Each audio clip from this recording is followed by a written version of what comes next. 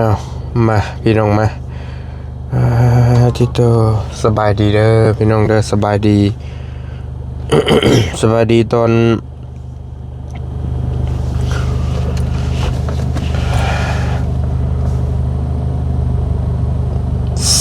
10 โมงเนาะ10 โมงกลางเว้นพี่น้องพอดีบอลี่กะป้าเมื่อคืนนี่ฮะกะมาฮอดเพื่อนเมื่อคืนนี่ก็ถือว่าสลบเลยเนาะพี่น้องเนาะยังบ่ทันได้อาบสน้ำสนอยู่ขออภัยหลายๆถ้าว่าภาพมันบ่งามหูงามตาก็ได้กับสร้างเพิ่นมาปรับปรุงห้องน้ำนี่ก็เลยใส่น้ำใส่อันนี้ก็เลยบ่ค่อยสะดวกปานใดพี่น้องนี่เนาะ เมื่อคืนนี่บอลี่กลับมาฮอดเพื่อนแล้วก็สลบเลยพี่น้องป้าถ้าถือว่าเกือบบ่ไหวเนาะแทบจะว่าจะเป็นลมพี่น้องมันบอลี่ไปกินกระปูแดงพี่น้องเตือนกันเป็นความหู้หรือว่าเป็นอุทาหรณ์ก็ว่าได้บ่ยาวเพิ่นจีกระปูแดงไปสู้กินแหละบอลี่กินไปแล้วป้อเมากินกลับมาเลยขับรถก็จนสิบ่ไหวพี่น้องเมาปวดหัวเนาะแล้วก็อยากนอนเฮ็ดให้คือเมาคือเฮาเมาอีหยังจักอย่างหั่นน่ะแต่ก็บ่ฮู้ว่าเมากระปูบ่แต่ว่าบ่ได้กินหลังจากกินกระปูหั่นแหละก็รู้สึกว่าวินขึ้นมาเลยหั่นน่ะพี่น้องกระปูแดงพอได้ยินเบาเหย้าว่า แม่เฒ่าเพิ่นกินแล้วเพิ่นปวดโตก็เลยบ่กินก็เลยเอาไปสู่หมู่สู่พวกกินบัดนี้แต่ว่าบอลี่ก็เคยกินอยู่ดอกเพราะว่าย่าเพิ่นก็กินประจำกินอยู่เฮือนน้องพรมื้อนั้นก็รู้สึกว่าก็ปวดอยู่แต่บอลี่กินตัวเดียวมื้อน่ะปวดกลับมาบ้านแล้วก็ปวดโตคือกันมื้อนี้กินหลายโตกินเมื่อคืนนี่ก็บ่ยาวป้าถ้าก็เลยรู้สึกว่าบ่ไหวเด้พี่น้องสุดติ่งเลยปวดกระโตจะว่าปวดเอาแท้เอาว่านะพี่น้องเนาะก็แทบจะว่าเป็นลมก็มันอาจจะบ่เป็นคู่คนดอกแต่ว่าอาจจะบางคนมันบ่ถือกับธาตุเท่านั้นมันเลยบ่ไหวนี่ก็เตือนกันได้พี่น้องเด้ออันตรายกับปูแดงนี่ขับรถจนมาวินบ่รีเมื่อคืนนี่ก็สุดยอดเลยป้าจิโต อ้าวขออภัยใน เสียงนี่แล้วก็ติดคอนี่บ่รีก็เลยเป็นวัดเป็นไอเนาะขออภัยหลายๆเอาทักทายสบายดีกันเนาะพี่น้องเนาะมื้อนี้ก็บ่รีมานั่งอยู่รถแล้วก็สิมาอัดคลิปเว้าเรื่องน้องพันสักเล็กสักหน่อยสู่พี่สู่น้องฟังเนาะเพราะว่าบอลี่ บอลี่ก็บ่อยากให้มันยืดมันยาวนะพี่น้องอยากให้มันจบซะอยากให้มันจบสำนี้ซะเรื่องนี้เนาะเพราะว่าก็บ่อยากให้มันวุ่นวายน่ะบ่อยากให้มันวุ่นวาย จริงๆบอลี่ก็บ่อยากเข้าไปดอกแต่มันบ่มีเหตุให้ได้เข้าไปนะแต่บัดนี้แหละพี่น้องเรียกร้องมาหลายแล้วก็มันเป็นเคสที่บอลี่ก็รับผิดชอบมาตั้งแต่แรกบอลี่เป็นผู้ริเริ่มแล้วก็จำเป็นต้องได้เข้าไปแล้วก็ไปถามไทยไปเยี่ยมยามเบิ่งว่ามันเป็นแนวใดสำหรับเคสน้องพันธุ์ที่มันมีปัญหาอยู่ก็ถ้าสิว่าให้มันอันนี้ก็มันก็บ่มีปัญหาหยังหลายดอกพี่น้องแค่ว่าน้องเพิ่นควบคุมอารมณ์บ่ได้เล็กน้อยซื่อๆบ่ได้ถึงกับว่าอิหยังรุนแรงมากมายดอกเนาะแต่ว่าถ้า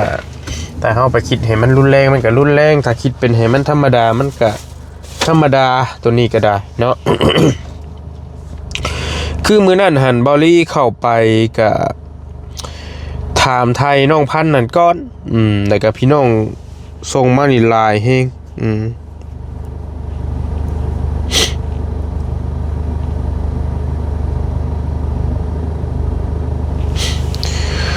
ว้าวไปต่างๆนั่นนะเนาะบางคนก็ว้าวคนดีชอบแก้ไขคนจังไรชอบแก้ตัวแต่ว่าบางคนก็เข้าข้างน้องก็มีบางคนก็ดราม่าก็มีบางคนก็ว่าน้องบ่ได้เว้าให้ไผว่าซั่นบางคนน้องเว้าตัวเอง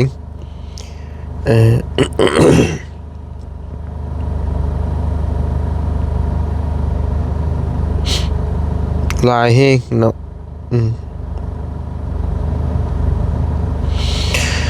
ติดตามน้องพันธุ์มาตั้งแต่เบาลีสัมภาษณ์แต่น้อง น้องแต่วันแรกน้องพูดไม่เก่งไม่ค่อยพูดด้วยเข้าใจน้องเศร้าสาวพันธุ์อธิบายบ่ฮู้เรื่องเลยฟังบ่เข้าใจอึกอักนี่ก็ลายเมนยูน้องพันธุ์นี่ว่าบ่เข้าใจบอลี่ต้องฟังตั้งใจฟังน้องเพิ่นเลยต้องมาอธิบายให้พี่น้องฟังอีกเทื่อนึงว่าแบบนี้บ่หั่นน่ะน้องเพิ่นเว้าบ่ค่อยชัดเจนปานใดก็แบบนี้แต่ใดได้นางพันธุ์นี่เพิ่นเว้าแบบนี้ประมาณนี้ตั้งแต่ใดๆแล้วตั้งแต่แรกๆที่บอลี่เข้าไปเว้าเสียงค่อยๆแล้วก็เว้ายังเว้าบ่ค่อยนี่ปานใดแต่ว่าเขาต้องใส่ไม้ต้องมีไม้นี่จังสิเว้า สิเว้าน้ำน้องฮู้เรื่องนี่เมตู้นะจะเสียคนเอานะเพราะรักหลานเข้าใจแต่มันจะเสียถ้าพูดสองทางไม่ตรงกัน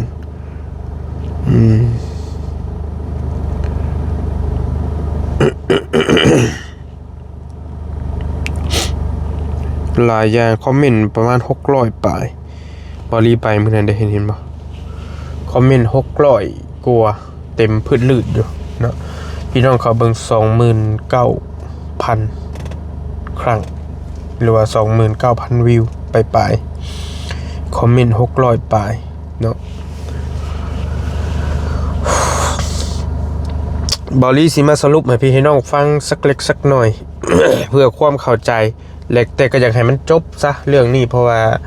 เดี๋ยวเขาเว้าหลายแล้วก็สิเฮ็ดให้ครอบครัวเขาเจ้าหันผิดกันย้อนเพราะว่าก็เคยเห็นหลายเคสเขาเจ้าผิดกันเล็กน้อยนี่แหละแล้วบัดนี้แหละชุมเฮานี่เข้าไปวุ่นวายเข้าไปถ้าเข้าไปเป็นน่ะบ่เป็นหยังดอกพี่น้องแต่ว่าเข้าไปคล้ายๆเข้าไปแซะทั้งสองข้างนะก็ไปเว้าพังนี่อีกแบบนึงเข้าไปเว้าอีกพังนี่อีกแบบนึงแหละแค่เหมือนเฮานี่เป็นตัวยุให้กับเจ้าผิดกันนี่อันนี้เฮาก็บ่อยากให้มันเป็นแบบนั้นเนาะคือกรณีว่าบอลี่อยากให้มันจบบอลี่สิว่าแบบนี้ก่อนมื้อนั้นน่ะบอลี่เข้าไปหาน้องพันธุ์แล้วก็ได้ถามไทยไปหลายๆเรื่องเนาะคือพี่น้องเห็นนํกันหั่นแหละบอลี่สิมาสรุปให้ฟังน้องพันธุ์นี่บอลี่ถามว่าเป็นหยังเจ้าจังมีอารมณ์แบบนั้นเจ้าอยากให้ไผเจ้าอยากให้ลุงหนวดบ่หรือว่าบ่พอใจไผคนใดคนหนึ่งบ่จังใส่อารมณ์ออกมาแบบนั้นถ้ามันบ่มีเหตุนี่มันบ่อยากให้ได้คนเฮาแต่มันบ่มีเหตุปัจจัยให้เกิดโทสะหรือว่าพยาบาทขึ้นมาน้องเพิ่นก็ว่า เฮาบ่ได้อยากให้ไผน้องเพิ่นบอกมาแบบนี้เฮาเองนี่บ่ได้อยากให้ไผเฮาเองมันเป็นอารมณ์ของเฮาเองเฮาเป็นแค่คนเป็นประจำเดือนนะพี่น้องแบบว่ารอบเดือนมาเนี่ยผู้หญิงน่ะสิฮู้มันรู้สึกว่าหงุดหงิดแหละอารมณ์มันขุ่นมัวแต่ว่าบ่ได้เกี่ยวกับเป็นประจำเดือนและน้องเพิ่นว่าประมาณ 5-6 เดือนนี่เฮาเป็นเทื่อนึงเฮาเป็นมาแต่น้อยแล้วแม่ตู้ก็เว้าในนี้แค่ว่าอยู่ๆแล้วมันเฮ็ดให้มันเกิดอีหยังขึ้นมาก็บ่ฮู้แหละมันเฮาเศร้าใจอุกใจแบบจิตใจขุ่นมัวจิตใจหดหู่จิตใจบ่ล่าเริงบ่อยากเว้าน้ำไผจังซั่นจังซี่แหละมันก็อยากให้ในช่วงนั้นอยากอยู่คนเดียวเงียบๆ แล้วบัดนี้แหละประสบลุงหนวดก็เข้ามาเอ้ยพันบ่แม่นเอ้ยพร2พรก็เข้ามาเลยอยากถ่ายคลิปนำแล้วเฮาก็เลยอารมณ์บ่ค่อยดีแน่เฮาก็เลยควบคุมอารมณ์บ่อยู่อันนี้เฮาน่ะบ่ได้อยากให้ไผน้องเพิ่นอธิบายมาแบบนี้และเบาลี่ก็ว่าเมนบ่ล่ะเมนแท้บ่น้องเพิ่นก็ว่าเมนเฮานี่เป็นอารมณ์ของเฮาเองเนี่ยเฮาบ่ได้อยากให้ไผแล้วก็ว่าถามน้องเพิ่นสักพักแหละเมตู้ก็ขึ้นมาก็ว่าเมนแบบนี้อีหลีลูกเอ้ยทางนางพันธุ์เพิ่นเป็นมาแต่น้อยแล้วให้แม่เป็นจังก็ได้แล้วว่านะเบาลี่ก็บ่ค่อยอยากจื้อไปเลยมันมีอยู่ในคลิปเบาลี่อยู่แม่หั่นเลี้ยงนางพันธุ์มาแต่น้อยไม่ฮู้จักว่าน้องเพิ่นเป็นแนวใดหั่นน่ะแค่ว่าเหมือนคนก็สิว่าอีกอย่างนึงก็มันเอาแต่ใจนี่บ่หรือว่าจังได๋หรือว่ามันบ่แม่นเอาแต่ใจก็แค่อยากออกเป็นโรคซึมเศร้านี่นะพี่น้องอยากคล้ายๆคนเป็นโรคซึมเศร้าแหละอยู่ๆมันก็จิตใจมันขุ่นมัวขึ้นมาแหละมันเป็นพร้อมบาดนะตามน้องเพิ่นเว้านะตัวนั้นนะแต่ว่าต ตามหลักการนี่ถ้าคนปกติดีสติสตังดีบ่ได้เป็นบ้านะว่าง่ายๆซะถ้ามันบ่มีเหตุให้เครียดมันบ่มีเหตุปัจจัยแบบว่าเฮาต้องได้สัมผัสผัสสะต้องกระทบแหละผัสสะกระทบก่อนเฮาจังสิมาเป็นแบบนั้นนะเฮาต้องได้ไปสัมผัสอีหยังมาสักอย่างแหละบ่สัมผัสทางตาทางหูทางจมูกทางลิ้นทางกายบ่แม่นกระทั่งใจบางทีก็อาจจะนึกคิดเรื่องเก่าๆมาแล้วเครียดแค้นแล้วก็โกรธให้ไปอยู่ผู้เดียวก็มีหรือมันได้ยินทางหูหมู่เว้านินทาบ่หรือว่าได้เห็นทางตาเห็นแนวมันบ่ดีก็อยากให้ประมาณนั้นนะแล้วก็เลย ก็เลยเฮ็ดให้น้องเป็นแนวนั้นแต่ว่าน้องผัดแก้ว่าเฮาบ่ได้เป็นหยังเฮาคิดเฮาเป็นของเฮาเองจู่ๆมันก็เป็นแต่ว่าส่วนหลายมันแต่ว่าปกติแล้วมันบ่เป็นดอกมันต้องมีเหตุนั่นแหละและบัดนี้ บอลี่มาถามนางพรก็เว้าหลายอยู่เว้าหลายสิ่งหลายอย่างอยู่เว้าให้บอลี่ฟังนั่นแหละก็เป็นบางช่วงบางตอนบอลี่ก็ตัดออกบ่ได้ถ่ายเพราะว่ายันมันรุนแรงโพดน้องเพิ่นก็เว้าให้ฟังอยู่เนาะตัวนี้ก็แต่ก็บ่มีหยังหลายดอกมีแต่น้องเพิ่นว่าเล่าให้ฟังว่ามื้อนั้นน้องพันธุ์หั่นไปกับนางพรคำหั่นแหละแล้วบัดนี้แหละก็เลยเฮ็ดให้พอดีคาดหน่อยนึงพี่น้องเอ้ยพอดีทั้ง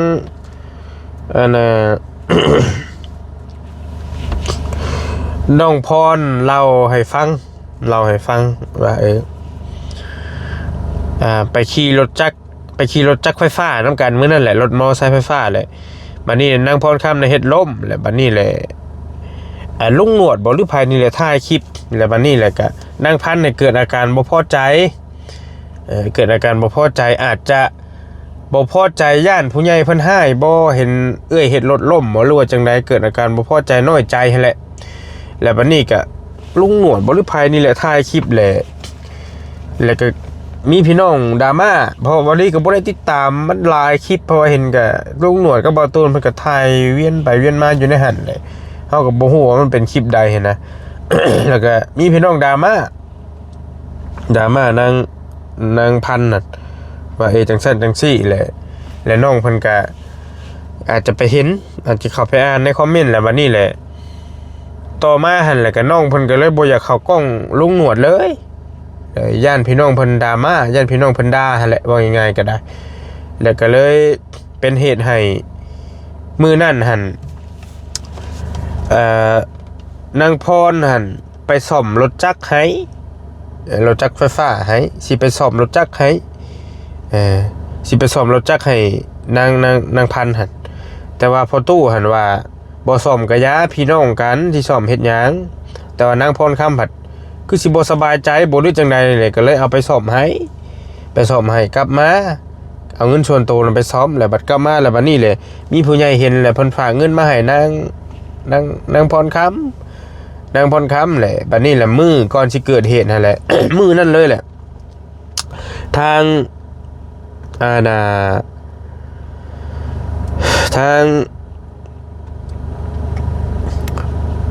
ลุงหนวดนางพรคำก็เลยไปหานางพันธุ์เลยอันนี้นางพรเพิ่นเล่าได้ไปหานางพันธุ์เลยอยากให้นางพันธุ์หั่นลงมาอัดคลิปน้ำการอธิบายให้เข้าใจว่าเงินในส่วนนี้หั่นบ่แม่นเงินพรเด้อเงินผู้ใหญ่เพิ่นฝากมาคืนให้แล้วเพิ่นมาซอยแล้วก็นางพรหั่นอยากให้นางพันธุ์หั่นมาขอโทษซะ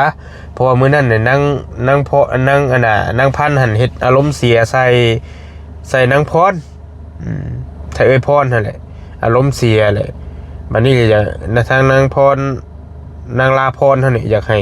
มาขอโทษมันก็มี2พรเนาะอยากให้มาขอโทษพรคำว่าซั่นซะพอขี่ไปน้ำกันหลายประเทศล่มโดยบังเอิญโดยบ่ได้ตั้งใจหั่นน่ะและนางพันธุ์อาจจะเกิดอารมณ์แน่น้อยนึงก็เลยอยากให้มาขอโทษกันเพราะว่ามันก็บ่งามนะขี่น้ำกันหลายอย่างก็เป็นพี่น้องกันแนวใดมันก็นั่นก็ควรสิให้อภัยกันสินะก็เลยเป็นเหตุให้นางพันธุ์ก็เลยอยากให้มือลุงหนวดสิไปหาสิถ่ายคลิปนำมื้อนั่นแหละ ก็เลยบ่อยาก บ่อยากเข้ากล้องน้ำลุงนวดก็เลยเป็นเหตุให้โวยวายบ่อยากเข้าอหยังสินะประมาณนั้นก็เลยเป็นเหตุให้มีการกระทบกระทั่งกันขึ้นมาเมื่อนั่นแหละบอลลี่ก็เล่าคร่าวๆให้ฟังประมาณนี้จริงๆก็เพิ่นเล่าให้ฟังก็หันลายอยู่พี่น้องไอ้แหละและนางพันธุ์หันว่าอีกประมาณแบบนึงและน้องพรหันว่าอีกแบบนึงมันก็ผิดเพี้ยนกันบ่ได้หลายดอกแต่ว่านางพันธุ์นี่ก็รู้สึกว่าเพิ่นก็รู้สึกผิดแล้วเพิ่นก็ยอมว่าเฮานี่ผิดอีหลีอ้ายเอ้ยเฮาใส่อารมณ์เฮาใส่อารมณ์แล้วมื้อนั้นเฮาก็ยอมผิดแล้ว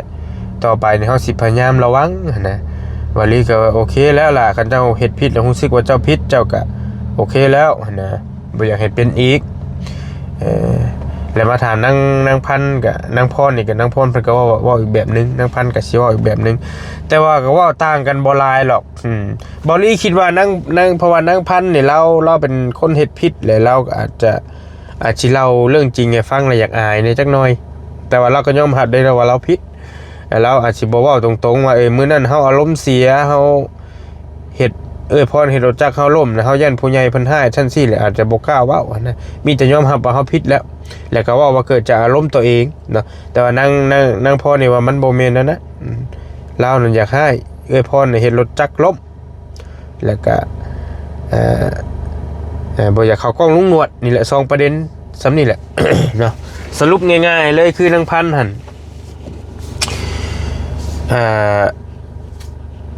บ่อยากเข้ากล้องน้ำลุงหนวดเพราะว่ามี FC ดราม่าหลายก็เป็นเหตุให้โวยวายมื้อนั้นผัดลุงหนวดผัดไปหาจังให้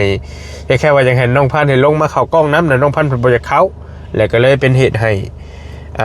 เกิดอารมณ์ขึ้นมานะตามที่น้องเพิ่นเล่าให้ฟังคร่าวๆประมาณนั้นแหละ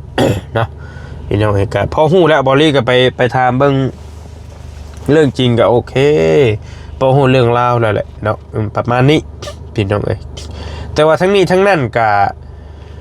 คือบอลลี่เองก็บ่อยากให้มันอันนี้หลายนะบ่อยากให้มันกระทบกระทั่งกันหลายเพราะว่าเห็นมาหลายครอบครัวแล้วมันอันนี้แหละพี่น้องเอ้ยมันคนหนึ่งก็ได้คนหนึ่งก็ได้แหละมันบ่มีความอดทนต่อกันแหละมันเกิดการอิจฉาริษยากันมันเป็นแทบจะว่าก็มีในทุกสังคมแหละเนาะวันนี้บทติภัยเลยแต่นี่มีกันเกือบทุกคนเนาะเรื่องอารมณ์เรื่องการอยากให้อยากอันนี้กันเนี่ยพี่น้องเอ้ยก็อดทนเอากันทะเลพี่น้องเอ้ยแต่ทั้งนี้ทั้งนั้นหันบอลลี่อยากให้มันจบซ้ำนี่พอเรื่องนี้หันเพราะว่าเข้าสิไปขยันขย่อลายมันก็สิเป็นอันบ่งามนี่แหละถ้าว่าสิให้มันคักเนอีลีนี่คือบอลลี่สิให้นางพันมาขอโทษนางพรน้องพรนั่นแหละเพราะว่าเพิ่นได้ใส่อารมณ์ใส่เอื้อยแล้วมันก็บ่งามนะพี่น้องมันก็บ่งามอย่างยิ่งแหละบ่งามแหละเรื่องบ่งามน่ะเนาะเพราะว่าเป็นเหตุให้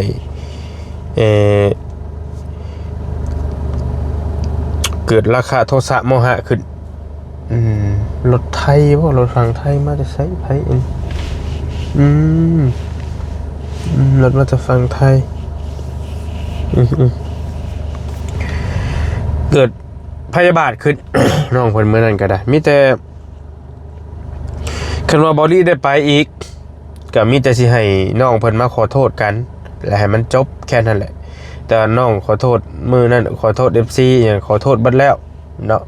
แต่ว่าคันว่าเป็นไปได้แล้วสิให้น้องเพิ่นมาขอโทษกันมันจังจบจังงามเพราะว่านางพันธุ์เนี่ยเป็นผู้น้อยเป็นผู้ในนามเป็นหลานเป็นน้องนะเป็นน้องลูกเอ้ยลูกน้องกันกับหลานไม่ตู้ทั้งนั้นแหละหลายคนว่าไม่ตู้ฮักหลานบ่ซ้ำกันสั้นจังซี่เห็นบอลลี่ก็บ่อยากให้ว่าจังสั้นดอกพี่น้องเพราะว่าเราเองก็เราเป็นผู้ใหญ่เด้บางคนก็อาจจะว่าเรานี่ฮักนางพันหลายกว่านางพรนี่ก็บ่อยากให้ว่านั่นหรอกเพราะว่าเราเองเป็นผู้ใหญ่พอเกิดเรื่องเกิดเล่ายังขึ้นแล้วเราก็อาจจะห้ามไว้บ่ให้หลานทะเลาะกันบ่ให้หลานหันมีปากเสียงต่อกันหั่นน่ะก็เป็นผู้ใหญ่แล้วก็ถูกต้องแล้วเพิ่นก็ต้องเฮ็ดนั่นพี่น้องมันมีปากมีเสียงกันแล้วมันก็บ่งามหั่นแหละมันเป็นจังซั่นล่ะเด้ เอาก็มีแต่อดทนเอาน้ำกันนั่นแหละจังใดก็ได้พี่น้องเอ้ยเนาะเพราะว่า หลายคนหลายมุมมองหลายคนหลายความคิดหลายคนหลายเว้าหลายว่ามันก็บ่จักจบจักเทื่อดอกมีแต่ให้มันจบซะเรื่องนี้มันก็บ่มีหยังหลายเนาะมีแต่มันเด็กน้อยคนหนึงควบคุมอารมณ์บ่อยู่แล้วก็เกิดการแบบนั้นเนาะมันหลายเหตุหลายปัจจัยหลายแนวเฮาสิโทษแต่น้องผู้เดียวก็บ่ได้อีกต้องเบิ่งสภาวะแวดล้อมต่างๆที่มันเกิดขึ้นบางทีมันก็อดบ่ได้คนเรามันก็มีอารมณ์ของคนนั่นนะคือกรณีบอลลี่ถ่ายคลิปน้ำน้องเพิ่นนี้ว้าวบ่ดีน้ำตลอดคือบอลลี่ไปมือว่านนี่ก็น้องแลนมาใส่เลยคือเห็นนั่นแหละบ่ได้มีไผบอกได้พี่น้องบอลลี่บ่ได้บอกว่าให้เจ้าแลนมาใส่อ้ายแล้วนั่นนี่เตรียมเหมือนสร้างคอนเทนต์อีหยังกันบ่น้องเพิ่นมาเองเพิ่นนะนี่ก็บ่ได้ย่องดอกบอลลี่ว่าตามความเป็นจริงเฉพาะโตบอลลี่นะนางพันธุ์นี่ก็ไปกับเพิ่นก็ว่าดีน้ำตลอดบ่ได้มีว่าสินี่อย่างคัดหูคัดตาสำหรับส่วนตัวบอลลี่ได้ตอนหน้าเฮาดอกเฮารับหลังเฮาก็บ่ฮู้นี่ก็เว้ากันตรงๆนี่แหละตอนหน้าเฮาน้องเพิ่นก็บ่เคยแสดงกิริยาวาจาที่มันอันใดที่มันบ่งามนะก็เว้าน้ำดีน้ำปกติเนาะก็มีแต่นั้นแหละพี่น้องเอ้ยก็สรุปแล้วก็คือนางพันธุ์หั่น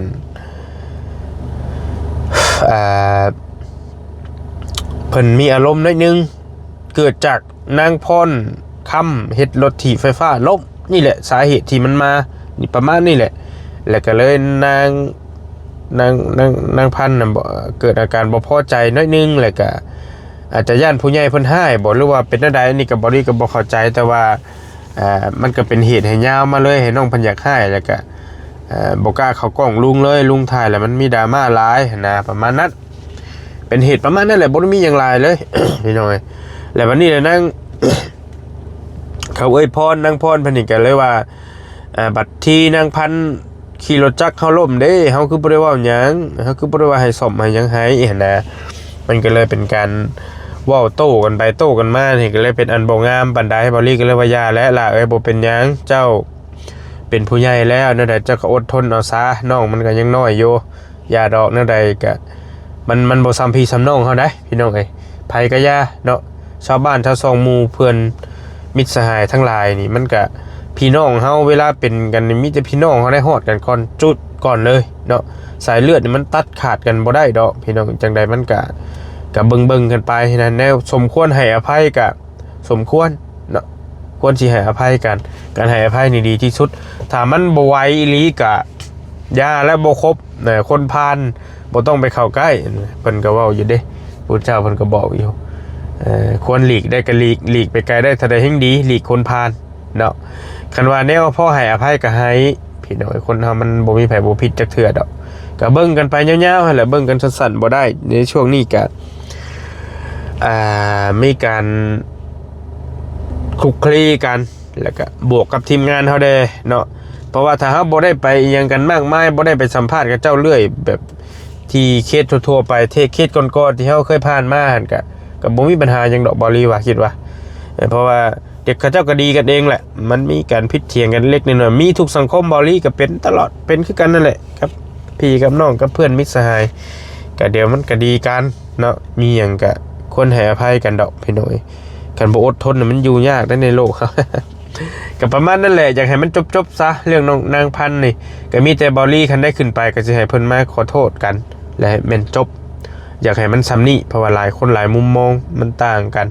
บอลี่รับผิดชอบอยู่นี่ก็บ่สบายใจแล้วเห็นมันเป็นแบบนี้แต่ไปเมื่อนั้นเพิ่นก็ยอมและอ่อนยอมบัดบ่ได้ว่าแม่ตู้จนให้ใส่บอลี่ ยอมแล้วว่าเป็นแบบนี้แล้วก็อย่าแล้วพี่น้องบ่เป็นหยังแล้วจังว่ากันได้ก็ได้อยู่ดีมีเฮงนะพี่น้องได้บอลี่ขอตัวไปเวียกไปงานก่อนแล้วจังว่ากันได้ก็ฝากติดตามในเรื่องพี่น้องเด้อคือเรื่องนางพันนี่อยากให้มันจบซ้ำนี่ซะนางพันนางพรเฮาเนาะสบายดีอยู่ดีมีเฮงบ๊ายบายพี่น้อง